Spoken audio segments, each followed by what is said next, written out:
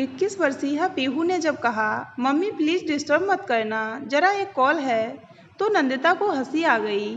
खूब जानती है वह ऐसी कॉल्स, वह भी तो गुजरी है उम्र के इस पड़ाव से।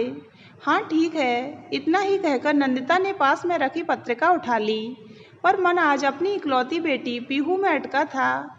पीहू सीए कर रही है, उसकी इसी में रुचि थी, तो उसने और उसके पति विनय ने बेटी को अपना करियर चुनने की पूरी छूट दी थी। मुंबई में ही एसी बस से वह कॉलेज आया जाया करती थी। पीहू और नंदिता की आपस में बॉन्डिंग कमाल की थी। पीहू के कई लड़के जो स्कूल से उसके दोस्त थे, उनके घर आने जाने में कोई पाबंदी या मनाही नहीं रही। अब तक कभी ऐसा नहीं हुआ था कि नंदिता को यह लगा हो कि पीहू की किसी विशेष लड़के में कोई रुचि है। उल्टा लड़कों के जाने के बाद नंदिता ही पीहू को छेड़ती, पीहू इनमें से कौन तुम्हें सबसे ज़्यादा अच्छा लगता है। पीहू अपनी बड़ी बड़ी खूबसूरत आंखों से माँ को घूरती और फिर हंस देती। आप क्यों पूछ रही हैं, मुझे पता है। जासूसी करने की कोई ज़रूरत नहीं, इनमें से कोई मुझे अलग से वैसे पसंद नहीं है जैसे आप सोच रही हैं। नंदिता हंस पड़ती और बेटी के गाल पर किस कर देती।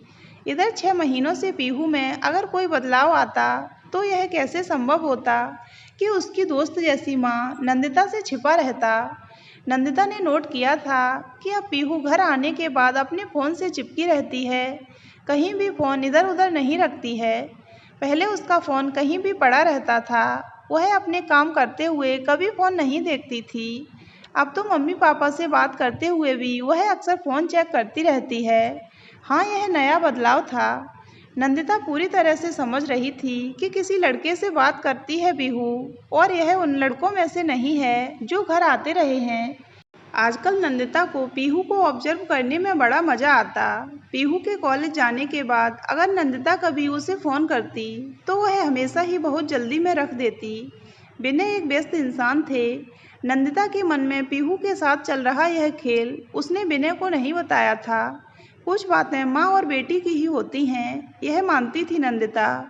नंदिता एक दिन जोर से हंस पड़ी जब उसने देखा पीहू नहाने जाते हुए भी फ़ोन लेकर जा रही थी। नंदिता ने उसे छेड़ा, अरे फ़ोन को भी नहलाने जा रही हो क्या? बाथरूम में भी फ़ोन? पीहू झेंप गई, मम्मी गाने सुनूंगी। नंदिता को हंसी आ गई। पीहू का फ़ोन अक्सर रात 9 बजे ज़रूर आता। उस समय पीहू अपने रूम में बिल्कुल अकेली रहने की कोशिश करती।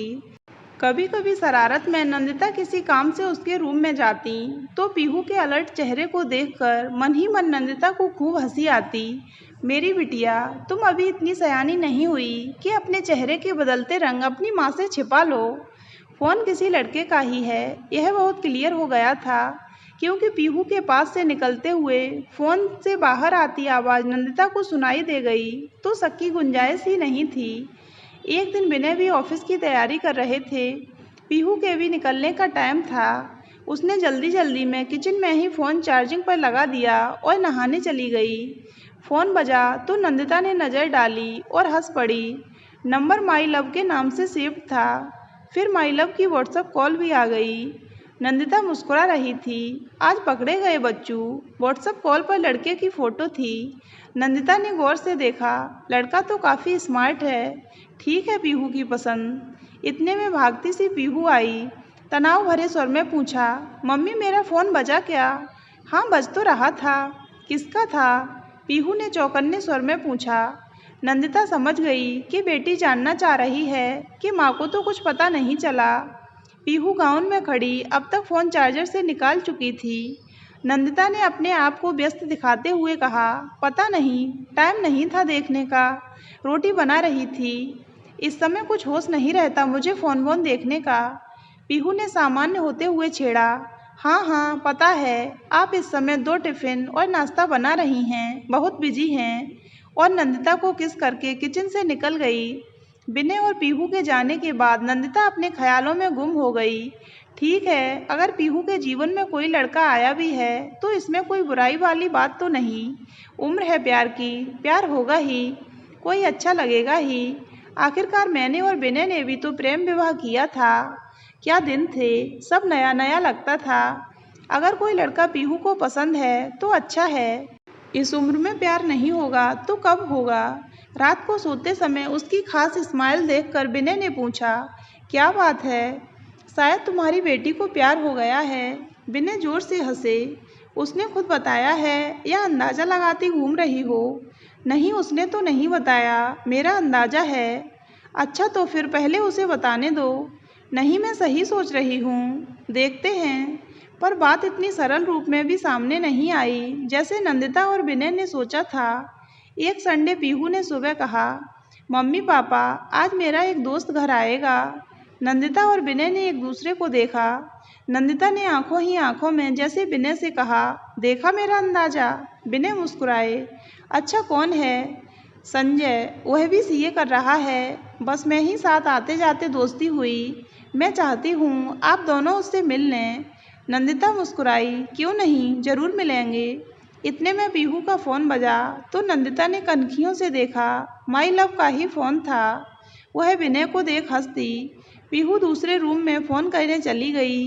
शाम को संजय आया। नंदिता तो पीहू के फ़ोन में उस दिन किचन में ही इस माई लव की फ़ोटो देख चुकी थी। संजय जल्दी ही नंदिता और विनय से फ्री हो गया। नंदिता को वह काफ़ी बातूनी लगा। विनय को ठीक ही लगा। बहुत देर वह बैठा रहा। उसने अपनी फैमिली के बारे में कुछ इस तरह बताया, पापा ने जॉब छोड़कर अपना बिजनेस शुरू किया है। किसी जॉब में बहुत देर तक टिक नहीं रहे थे, अब अपना काम शुरू कर दिया है तो यहाँ तो उन्हें टिकना ही पड़ेगा। मम्मी को किटी पार्टी से फुर्सत नहीं मिलती, बड़ी बहन को बॉयफ्रेंड से। नंदिता और विनय इस बात पर एक दूसरे का मुंह देखने लगे। पर संजय जो भी था, मेहमान था। पीहू उसे कुर्बान हो जाने वाली नज़रों से देखती रही। चाय नाश्ते के साथ गप्पें चलती रहीं। संजय के जाने के बाद पीहू ने नंदिता के गले में बाहें डाल दीं। मम्मी कैसा लगा संजय? ठीक है मम्मी, मैं चाहती हूँ आप एक बार उसके पेरेंट्स से भी जल्दी मिल लें। क्यों? मैं उससे शादी करना चाहती हूँ। अब नंदिता को एक झटका लगा। अभी तो सीए फाइनल के एग्ज़ाम्स बाकी हैं, बहुत मेहनत के दिन हैं ये तो। और अभी उम्र ही क्या है तुम्हारी? ओह मम्मी, पढ़ाई तो हम साथ रहकर भी कर लेंगे। आपको तो पता ही है मैं अपने करियर को लेकर सीरियस हूँ। सीरियस हो तो बेटा, इस समय सिर्फ पढ़ाई के ही दिन हैं, अभी शादी के लिए रुका जा सकता है। पर संजय अभी शादी करना चाहता है और मैं भी मम्मी। मम्मी आपको पता है लड़कियां उसके कूल एटीट्यूड की दीवानी हैं, सब जान देती हैं उसके बेफिक्र नेचर पर। चलो अभी तुम कुछ पढ़ लो, फिर बात करते हैं। किसी तरह अपने गुस्से पर कंट्रोल रखते हुए नंदिता कहकर किचन की तरफ चली गईं। अब तक विनय बिल्कुल चुप थे, वे अल्पभाषी थे। अभी माँ बेटी के बीच में बोलना उन्हें ठीक नहीं लगा। दोनों एक साथ शुरू हो जाएंगे तो बात बिगड़ सकती है, यह सोचकर वे अभी तक सुन ही रहे थे। अब जब नंदिता किचन में और पीहू पैर पटकते हुए अपने रूम में चली गई तो वे किचन में गए और कुछ बिना कहे बस अपना हाथ नंदिता के कंधे पर रख दिया। नंदिता इस मौन में छिपे हुए उनके मन के भाव भी समझ गई। अब पीहू अलग ही मूड में रहती, कभी भी जिद करने लगती कि आप लोग संजय के पेरेंट्स से कब मिलोगे, जल्दी मिलकर हमारी शादी की बात करो। संजय भी कभी कभी घर आने लगा था। पीहू उसके आने पर खिली खिली घूमती। अकेले में विनय ने नंदिता से कहा, हमें पीहू की पसंद पर कोई आपत्ति नहीं है, पर पहले पढ़ तो ले। सीए की फाइनल परीक्षा का टाइम है, इसे क्या हो गया है, कैसे पढ़ेगी, ध्यान इतना बढ़ गया है। विनय की चिंता जायज़ थी। नंदिता ने मन ही मन बहुत कुछ सोचा और एक दिन बहुत हल्के फुल्के मूड में पीहू के पास जाकर लेट गई। पीहू भी अच्छे मूड में थी। नंदिता ने बात शुरू की, पीहू हमें संजय पसंद है, पर तुम भी हमारी इकलौती बेटी हो और तुम आज तक अपनी पढ़ाई पर ध्यान देकर अपना करियर बनाने की बात करती रही हो, जो हमें गर्व से भर देता है। संजय को पसंद करना, उससे शादी करने की इच्छा होना, इसमें कुछ भी गलत नहीं। फिर नंदिता ने अपने उसी खास स्टाइल में मजाक करना शुरू किया जिस स्टाइल में माँ बेटी अब तक बात करती आई थीं। तुम्हारी उम्र में प्यार नहीं होगा तो क्या हमारी उम्र में होगा? मेरी बेटी को प्यार फाइनली हो ही गया किसी से। इस बात को तो मैं एंजॉय कर रही हूँ, पर पीहू मेरी जान, इस हीरो को भी अपने पैरों पर खड़े हो जाने दो। अपने पापा से पैसे मांग मांग कर थोड़े ही तुम्हारे शौक पूरे करेगा, और अभी तो उसके पापा ही सेट नहीं हुए। नंदिता के यह कहने के ढंग पर पीहू को हंसी आ गई। नंदिता ने आगे कहा, देखो हम संजय के पेरेंट्स से जल्दी ही मिलेंगे, तुम जहाँ कहोगी हम तुम्हारी शादी कर देंगे, पर तुम्हें हमारी एक बात माननी पड़ेगी। कौन सी बात? यही कि अभी सब तरफ से ध्यान हटाकर सीए की तैयारी में लगा दो, बैठ जाओ पढ़ने, फिर जो कहोगी हो जाएगा। सीए करते ही शादी कर लेना।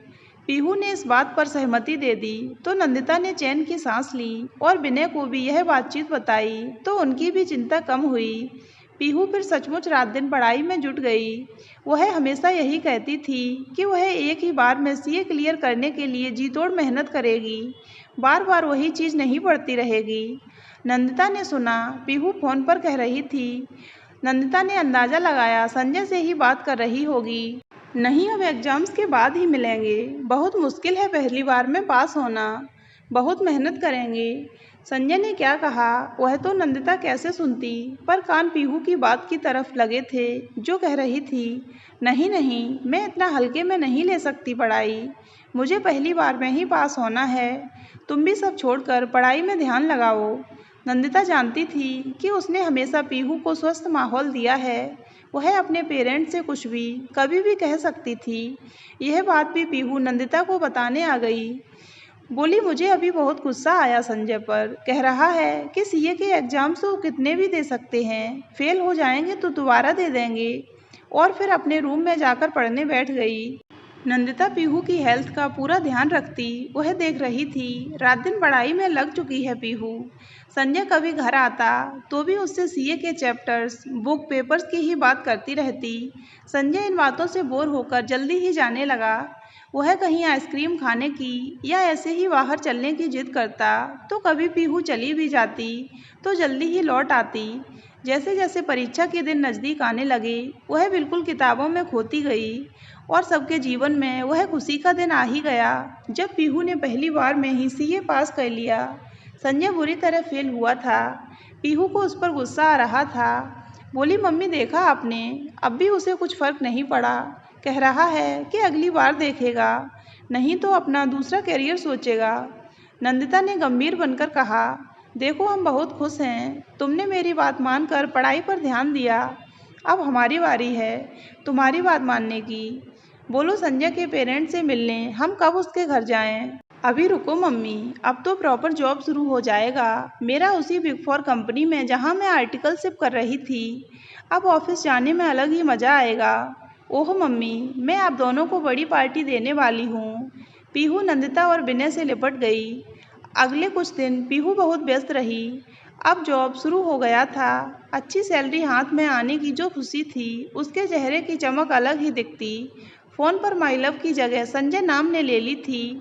संजय अब पीहू की छुट्टी के दिन ही आता। दोनों साथ साथ मूवी देखने भी जाते, खाते पीते।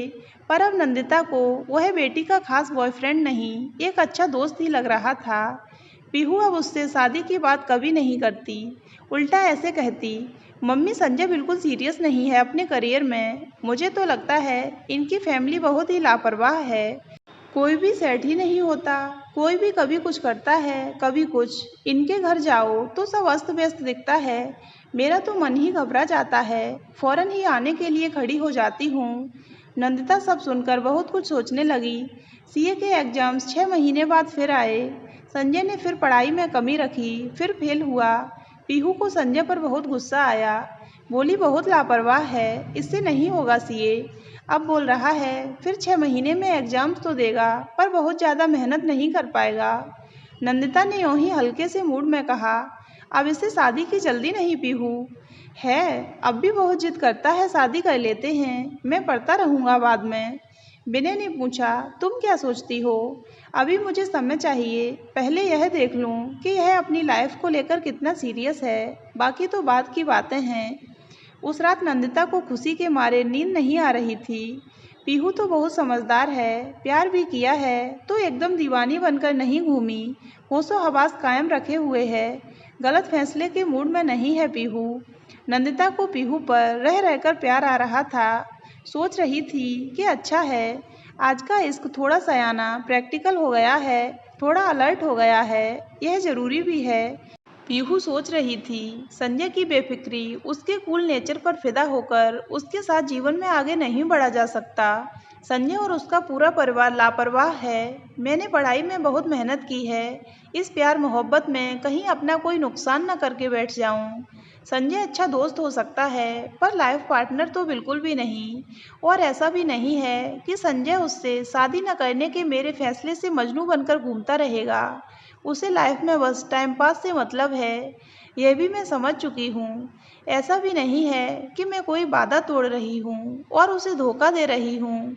वह खुद ही तो कहता है कि वह लाइफ में किसी भी बात को सीरियसली नहीं लेगा। फिर क्यों बना जाए ऐसे इंसान से। अब वह ज़माना भी नहीं कि सिर्फ भावनाओं के सहारे भविष्य का कोई फैसला लिया जाए। मैं कोई भी ऐसा कदम नहीं उठाऊंगी जिससे मुझे कभी बाद में पछताना पड़े। जल्दबाजी में फैसला लेकर रोज न जाने कितनी ही लड़कियां अपना नुकसान कर बैठती हैं। ना ना, अब जब भी इसको होगा सयाना होगा, कोई बेवकूफ़ी नहीं करेगा।